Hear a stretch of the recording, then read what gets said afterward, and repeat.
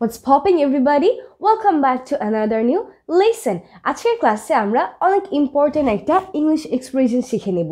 মাঝে মাঝে কিন্তু আমরা বলি যে আমরা আসলে অনেক বিপদে পড়েছি এবং আমাদের পিঠ দেয়ালে ঠেকে গিয়েছে, এবার আর আমাদের যাওয়ার কোনো রাস্তা নেই।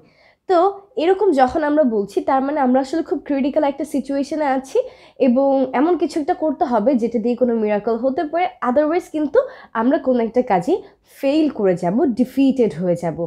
সো ওয়েল, আজকে আমরা যে এক্সপ্রেশনটা শিখতে চলেছি, আজকে আমাদের এক্সপ্রেশনের নাম হচ্ছে back against the ropes. Back against the ropes, যার বাংলাটা হচ্ছে এমন, দেয়ালে পিঠ থেকে যাওয়া, ব্যাক এগেনস্ট দ্য রোপস। তো আমাদেরকে জেনে নিতে হবে ইংলিশে এর মিনিংটাকে এবং একে সেন্টেন্সে আমরা কীভাবে অ্যাপ্লাই করতে পারি। তো তার আগে একটু বলে নিই, ব্যাক এগেনস্ট দ্য রোপস এই এক্সপ্রেশনটার আসলে উৎপত্তি হচ্ছে বক্সিংয়ের স্পোর্ট থেকে। তো যখন বক্সিং খেলা, আমি জানি না আমরা সবাই দেখেছি কি না, হয়তো সবাই দেখেছি।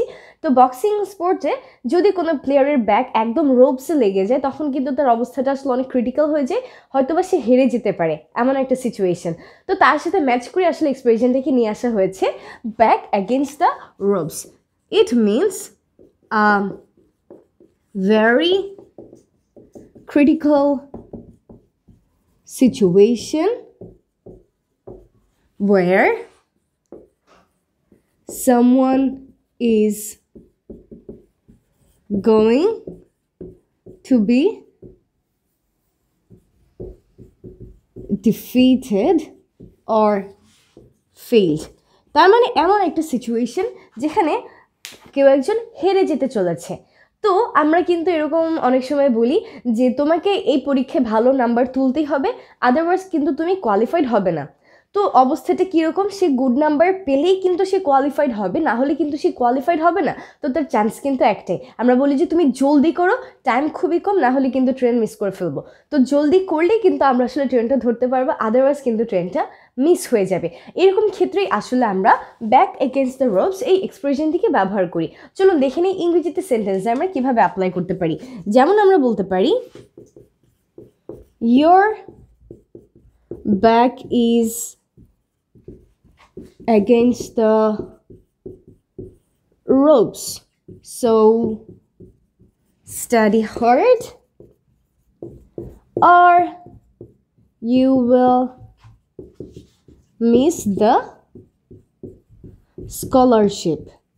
তার মানে তোমার পিঠ কিন্তু একদমই দেয়ালে ঠেকে গিয়েছে, ভালোভাবে পড়াশোনা করো, আদারওয়াইজ তুমি কিন্তু স্কলারশিপটা মিস করবে। তো আমরা বুঝতে পারছি সিচুয়েশনটা আসলে কীরকম, সে ভালো করে পড়াশোনা করলেই কিন্তু স্কলারশিপটা পাবে, আদারওয়াইজ কিন্তু সে আর এই স্কলারশিপটা পাবে না, এই সুযোগটা কিন্তু তার হাতছাড়া হয়ে যাবে। আমরা এরকম আরও বলতে পারি যে his back is against the ropes, he needs to hurry up or he will miss the train. তার মানে তার ব্যাগ একদমই রোপসের সাথে ঠেকে গিয়েছে, তার মানে খুব ক্রিটিক্যাল একটা সিচুয়েশন, তাকে জলদি করতে হবে, আদারওয়াইজ কিন্তু তার ট্রেনটা মিস হয়ে যাবে। তো এরকম কোনো একটা সেন্সে যখন আমরা বলতে চাই যে আমাদের আসলে আর কোনো কিছু করার উপায় নেই, শুধুমাত্র একটাই হয়তো বা চান্স আছে, সেটাকে ভালো মতো করতে পারলে আসলে একটা আশা আছে, আদারওয়াইজ কিন্তু আমাদেরকে কোনো একটা কাজে ডিফিটেড হয়ে যেতে হবে, হেরে যেতে হবে, এইসব ক্ষেত্রে আমরা ব্যাক এগেনস্ট দ্য রোপ এই এক্সপ্রেশনটিকে ব্যবহার করি। Now it's hour turn to make some sentences with this expression and I hope to see you all in the next lesson. Till then, take care and Allah Hafiz.